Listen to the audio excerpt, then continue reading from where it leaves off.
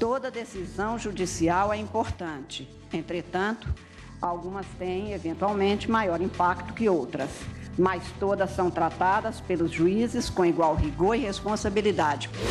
Milhares de pessoas vieram acompanhar o julgamento do habeas corpus do ex-presidente Lula aqui na esplanada dos ministérios. O plano de saúde do paciente descadastrou o hospital depois de quase 4 anos de tratamento, mas não cumpriu o que determina a lei. Todos os prazos foram concentrados em 6 meses, tanto domicílio eleitoral, filiação partidária e de criação de partido também.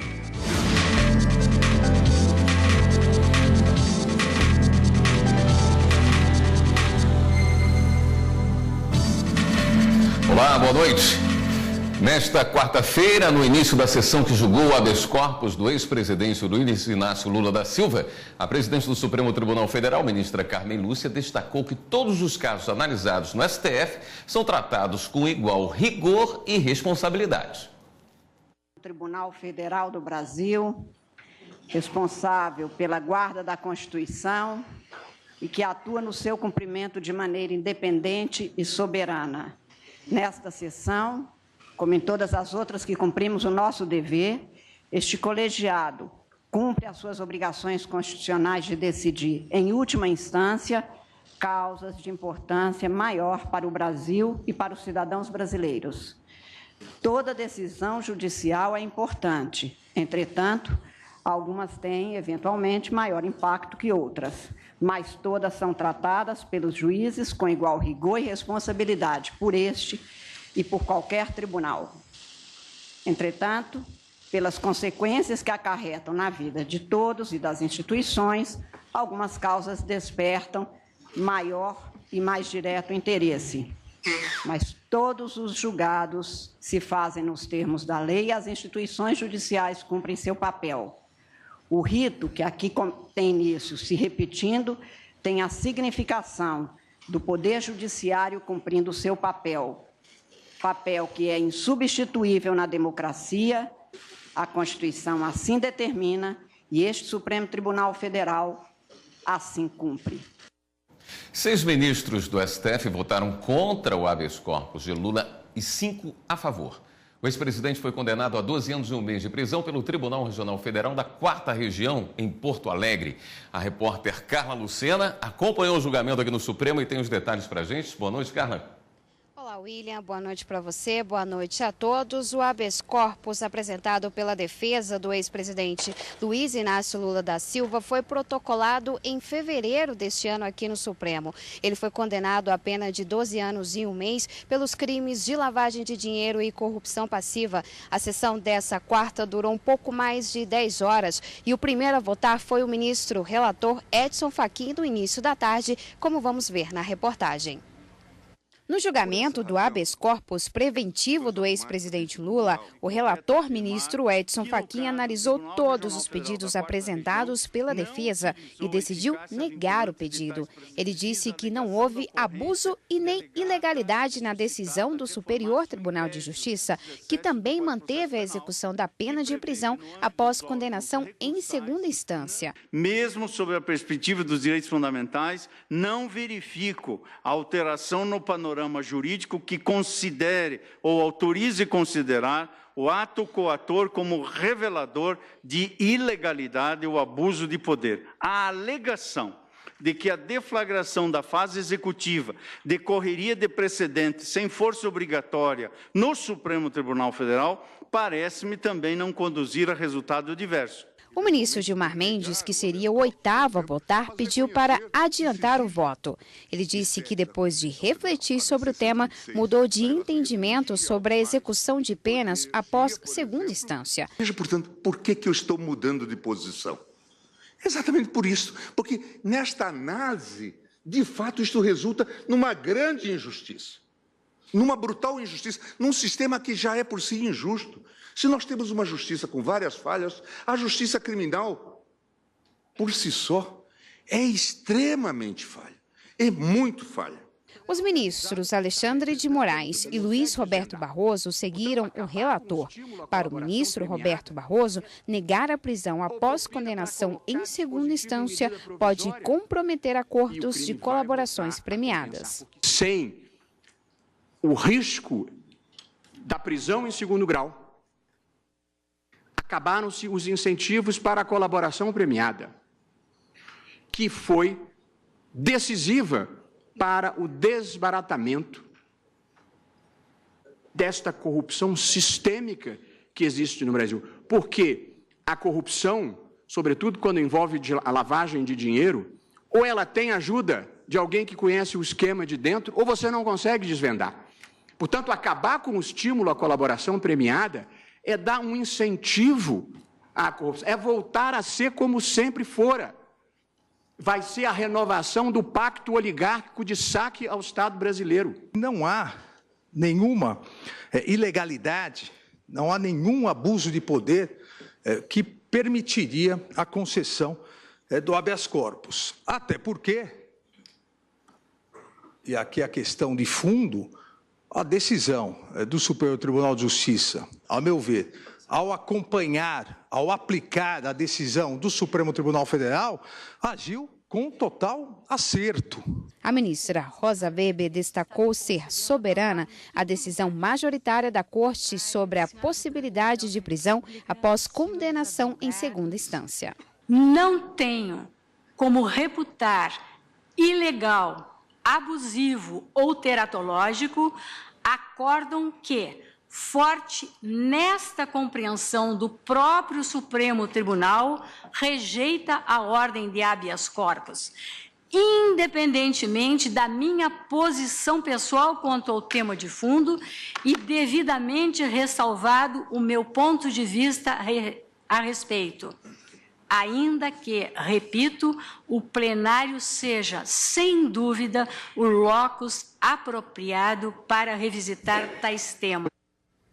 E após 3 horas do julgamento, do intervalo regimental, a presidente do STF, a ministra Carmen Lúcia, decidiu fazer uma nova pausa no julgamento. No retorno, votaram os demais ministros da Corte, começando pelo ministro Luiz Fux. Vamos ver agora como foi a terceira parte da sessão de hoje.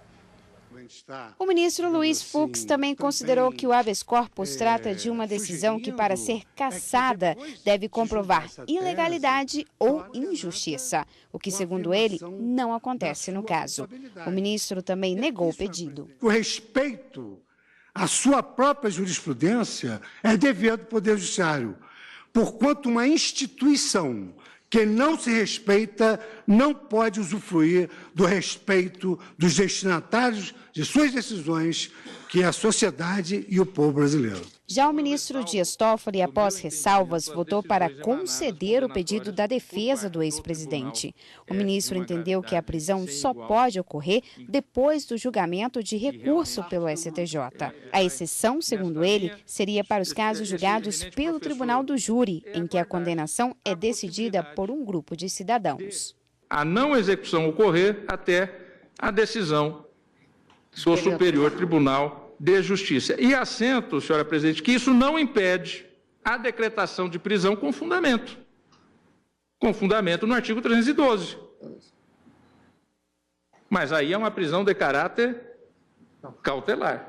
Os ministros Ricardo Lewandowski, Marco Aurélio e o decano Celso de Mello se manifestaram que a prisão só pode ser executada depois que todos os recursos na Justiça sejam finalizados. A ilegalidade está justamente na falta de fundamentação, de motivação adequada dessas decisões. Concluo meu voto concedendo a ordem para que o paciente permaneça em liberdade até o trânsito em julgado da sentença penal condenatória que lhe foi imposta. Não posso, a esta altura, em relação à Constituição Federal, dar o dito pelo não dito.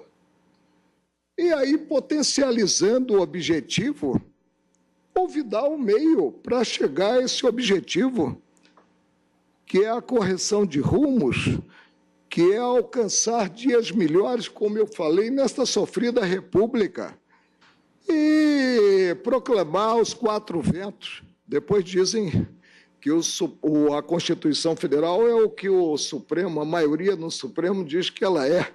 Proclamar os 4 ventos, que é letra morta. a garantia constitucional segundo a qual ninguém pode ser considerado culpado antes do trânsito em julgado de uma decisão. Nenhuma execução de condenação criminal em nosso país, mesmo que se trate de simples pena de multa, pode ser implementada sem a existência do indispensável título judicial definitivo resultante do necessário trânsito em julgado de sentença penal condenatória. A lei é muito clara a esse respeito. Com o placar empatado em 5-5, coube à presidente do STF, ministra Carmen Lúcia, desempatar o julgamento. A defesa do ex-presidente chegou a fazer um pedido no plenário para que a ministra não votasse com base em um regimento da corte, mas esse pedido não prosperou. A ministra, então, seguiu a corrente de que cabe a execução da pena após confirmada a condenação em segunda instância. Com isso, por 6-5, o plenário do Supremo negou o habeas corpus do ex-presidente Lula. Vamos ver o trecho do voto da ministra Carmen Lúcia. Impossibilitar absolutamente qualquer atuação do Estado no sentido de se dar cobro pode levar, como foi reiterado aqui hoje em alguns votos, à impunidade.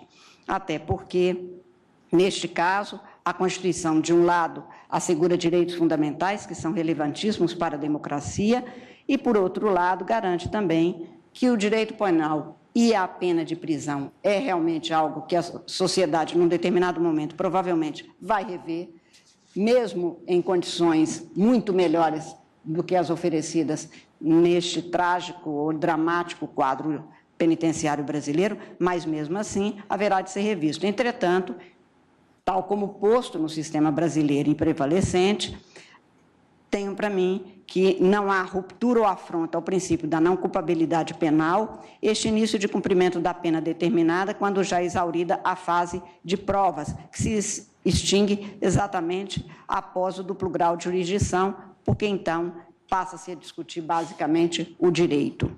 O quadro fático, portanto, não me permitia naquela ocasião, como não me permite agora, que se tenha como inconstitucional ou impossível de se dar o cumprimento da sentença, ou do acórdão, no caso, da decisão, após o julgamento de segunda instância. Com a esplanada dos ministérios fechada para carros durante todo o dia e segurança reforçada, cerca de 4.000 pessoas acompanharam do gramado do Congresso Nacional o julgamento do habeas corpus do ex-presidente Lula. Na frente do Supremo Tribunal Federal, uma praça vazia. Movimento por aqui só dos jornalistas que fazem a cobertura do julgamento do habeas corpus do ex-presidente Lula. E também de deputados que entregaram 2 manifestos ao Supremo. Um contra e outro a favor da prisão de condenados em segunda instância. A menos de 100 metros de distância do Supremo, helicóptero no ar. E um gramado com milhares de pessoas. Os manifestantes contra e a favor da prisão em segunda instância foram divididos por grades. No meio, um corredor vazio para evitar corpo a corpo entre os 2 grupos. E muitos policiais. O eixo monumental foi interditado nos 2 sentidos entre a Catedral de Brasília e a Praça dos Três Poderes. Os manifestantes só puderam passar por essa área a pé. O entorno do Itamaraty, Supremo Tribunal Federal, Praça dos Três Poderes, Palácio do Planalto, Ministério da Justiça e Congresso Nacional foram cercados. Os policiais montaram uma barreira nas 2 pistas de acesso à esplanada dos ministérios.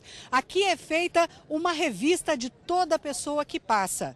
Os PMs verificam se há armas ou algum objeto que pode ser usado como tal. Os policiais encontraram muita coisa. A caminhonete da polícia ficou lotada de paus de bandeira, placas, canivetes e até faca. No meio da multidão, há quem reze para pedir justiça. Nós temos que acabar com esse negócio de corrupção aí. Todo mundo que rouba tem que ser preso. A bandeira do Brasil nas costas é o retrato desse dia de julgamento. Independente de que lado eu estou hoje, mas é bastante importante. Vai ser um grande divisor de água, né, para nossa sociedade.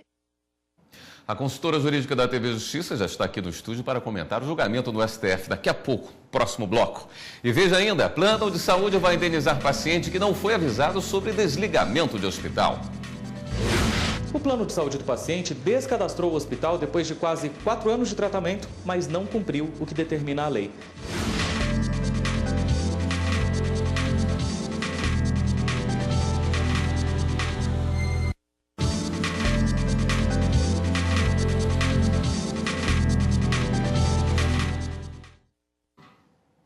Para comentar o julgamento do habeas corpus de Lula, eu converso agora com a consultora jurídica da TV Justiça, Karina Zucolotto. Karina, boa noite. Boa noite, William. HC de Lula, julgado e negado. Ele pode ser preso a partir de agora? Não, imediatamente ainda não. Acho que essa é a grande pergunta que todos devem estar se fazendo. No Supremo Tribunal Federal, na sessão desta quarta-feira, o que muito se discutiu foi sobre o trânsito em julgado, o momento do trânsito em julgado, para que se pudesse iniciar o cumprimento da pena ao qual foi condenado o ex-presidente Lula. Para a maioria que se formou, entendeu-se e confirmou-se a jurisprudência do Supremo de que o trânsito em julgado para se dar início a essa execução da pena se dá com o esgotamento de todos os recursos possíveis e cabíveis na segunda instância da Justiça brasileira. O ex-presidente, ele foi condenado pela 13ª Vara Federal em Curitiba. Dessa decisão houve uma apelação, recorreu ao Tribunal Regional Federal da 4ª Região, foi julgado e dessa decisão ainda cabia um recurso chamado embargo de declaração, que foi julgado na semana anterior ao feriado da Semana Santa. No entanto, ainda não se esgotaram os recursos, ainda é cabível um outro embargo de declaração para se tentar revisar algum ponto que não tenha sido esclarecido na decisão do TRF e com isso ainda não se teve o trânsito em julgado da forma como o Supremo Tribunal Federal entende na sua jurisprudência. Então, é preciso ainda que se aguarde. O prazo para a apresentação desse recurso ainda se dá na semana que vem e tão logo seja julgado, aí sim, com essa decisão do Supremo a se manter, ele poderá ser decretada a sua prisão e o início imediato da execução da pena. Mas, durante o julgamento, outros ministros que ficaram vencidos entenderam que o trânsito em julgado da sentença penal condenatória não se daria na segunda instância. E o ministro Gilmar Mendes, numa evolução de voto, que ele até justificou durante a sua fala, ele acabou seguindo a mesma orientação ou, de uma certa forma, o voto do ministro Dias Toffoli, quando lá em 2016 sugeriu que esse trânsito em julgado se desse na terceira instância ou então no Superior Tribunal de Justiça após o julgamento do recurso especial ou dos recursos que coubessem àquela Corte Superior. E nesse sentido, também seguindo essa linha, o ministro Dias Toffoli acabou proferindo o seu voto também. E outros 3 ministros que também ficaram vencidos entenderam que o trânsito em julgado previsto na Constituição como corolário para a presunção de inocência, para se afastar a presunção de inocência, se daria apenas com o esgotamento total de todos os recursos possíveis e cabíveis da defesa para tentar reverter aquela sentença penal condenatória. Ministro Marco Aurélio, ministro Celso de Mello e ministro Ricardo Lewandowski manifestaram-se da mesma forma que haviam se manifestado em 2016, quando então, por maioria de votos, acabou firmando o entendimento que sim, a partir da segunda instância, em matéria penal, já não se pode mais, na terceira instância ou no Supremo Tribunal Federal, discutir autoria e materialidade dos crimes e que para esses 2 pontos, apenas na segunda instância, se esgotam a fase de discussão desses temas e, portanto, se dá o trânsito em julgado para essa discussão, possibilitando, assim, o início da execução, que se chama de execução provisória da pena, porque ainda cabem recursos depois disso, mas para se iniciar a execução da pena a partir do trânsito em julgado na segunda instância. Só para repetir, no caso do ex-presidente Lula, ainda é cabível um recurso. Então, logo ele seja julgado, aí sim poderá ser decretado o trânsito nessa segunda instância com a expedição do seu mandado de prisão, mas a gente vai ter que esperar um pouquinho ainda. Ok, Karina. Muito obrigado. Justiça Eleitoral e partidos políticos se encontram para debater sobre o novo sistema de prestação de contas anual. O sistema entrou em funcionamento neste ano. Com a novidade, partidos políticos vão poder fazer a prestação de contas anual de forma totalmente informatizada. A melhoria torna a fiscalização dos relatórios contábeis das legendas mais rápida e precisa.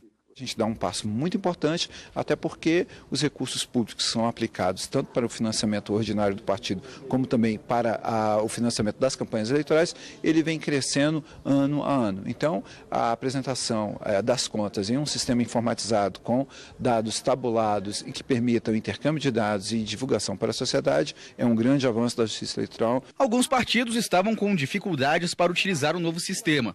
Por isso, solicitaram audiências com representantes do TSE ao presidente do Tribunal Superior Eleitoral, o ministro Luiz Fux. A decisão do ministro foi no sentido de, primeiro, ocorrer uma aproximação dos partidos políticos com a Justiça Eleitoral e também a abertura de um prazo de 90 dias para que, após 30 de abril, eventuais inconsistências das contas anuais dos Paciente que não foi avisado sobre o descredenciamento de hospital onde fazia tratamento vai receber a indenização de R$10 mil do plano de saúde.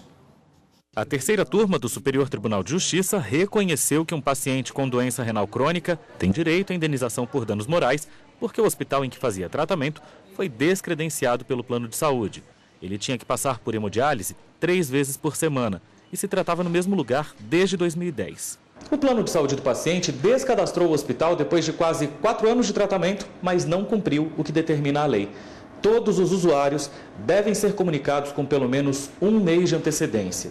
O plano de saúde também deve contratar um novo prestador de serviço equivalente ao que foi descredenciado e comunicar tudo à Agência Nacional de Saúde Suplementar, a ANS. O STJ normalmente entende que o descumprimento de contrato não é suficiente para indenização por danos morais. Mas a relatora, ministra Nancy Andrighi, entendeu que neste caso cabe sim. Isso porque o paciente já estava fragilizado devido à doença. A ministra também considerou que em tratamentos longos como este, quem está doente constrói relações de afeto com a equipe médica e quem mais estiver trabalhando com ele. Por isso mesmo, para a relatora, a situação ultrapassou os limites do descumprimento de contrato. A situação abalou emocionalmente o paciente, o que comprometeu a sua recuperação. Agora, o plano de saúde vai ter que pagar R$10 mil de indenização. E você vai ver ainda nesta edição do Jornal da Justiça, os partidos precisam estar atentos ao calendário eleitoral. Todos os prazos foram concentrados em 6 meses, tanto domicílio eleitoral, filiação partidária e de criação de partido também.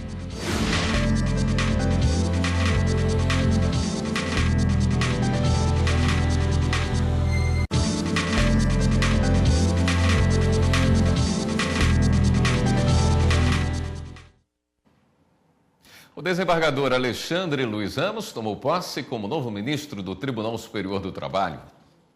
O novo ministro Alexandre Luiz Ramos vai ocupar a cadeira reservada a juízes de carreira da Magistratura do Trabalho. A vaga foi aberta após o ministro João Oreste Dall'Asen se aposentar em novembro do ano passado. Alexandre Luiz Ramos nasceu em Porto Alegre, tem mestrado e doutorado em Direito do Trabalho pela Universidade Federal de Santa Catarina. O novo ministro do TST iniciou a carreira como servidor da Justiça do Trabalho em 1988. Depois, em 1993, foi aprovado em concurso público para juiz do trabalho e passou a desempenhar a função no Tribunal Regional do Trabalho da 12ª Região em Santa Catarina. Em 2016, foi nomeado desembargador do Regional por merecimento. Alexandre Luiz Ramos também foi gestor regional do programa Trabalho Seguro, gestor estratégico e de metas do TRT em Santa Catarina e coordenador nacional da Justiça do Trabalho, junto ao Comitê Gestor e Estratégico do Conselho Nacional de Justiça. 7 de abril é o último dia para o registro dos estatutos dos partidos no Tribunal Superior Eleitoral. Pela legislação eleitoral, todos os partidos políticos em formação que pretendem participar do pleito devem ter registro dos estatutos no TSE 6 meses antes das eleições. Além disso, o partido precisa ter, até a data da convenção, órgão de direção instituído na circunscrição segundo o respectivo estatuto. No Brasil, 35 partidos políticos têm registro no Tribunal Superior Eleitoral. Estão aptos a lançar candidatos a cargos eletivos este ano. Para que o candidato possa ser candidato, ele tem que ser filiado a um partido político. E é necessário saber quais são os partidos políticos com antecedência para preparar o pleito. Antigamente, esse prazo era de 1 ano. Até 1 ano antes das eleições, os partidos políticos podiam ser criados. Na reforma de 2017, todos os prazos foram concentrados em 6 meses. Tanto domicílio eleitoral, filiação partidária e de criação de partido também, 6 meses antes da eleição, o que ocorre em 7 de abril nesse ano de 2018. Para criar um partido é necessário seguir o que determina a resolução do TSE e o que está previsto na lei dos partidos políticos.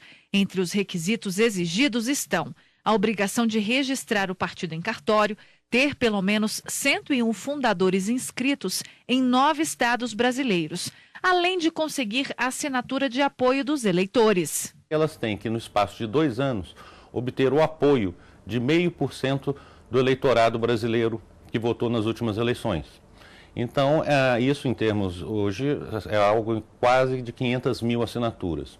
Não são assinaturas em que as pessoas vão se filiar a este novo partido político, mas simplesmente a manifestação dos eleitores de que eles apoiam a criação deste novo partido político. Depois de cumprir todas as exigências, é só enviar o pedido de registro de partido político ao TSE e esperar os ministros votarem.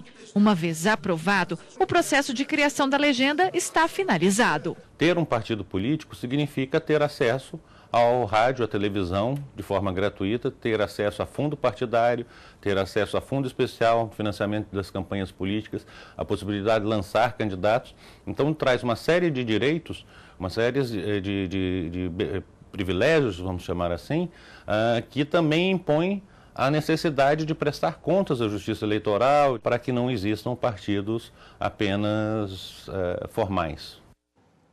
Por hoje ficamos por aqui. Muito obrigado pela sua audiência e continue com a programação da TV Justiça.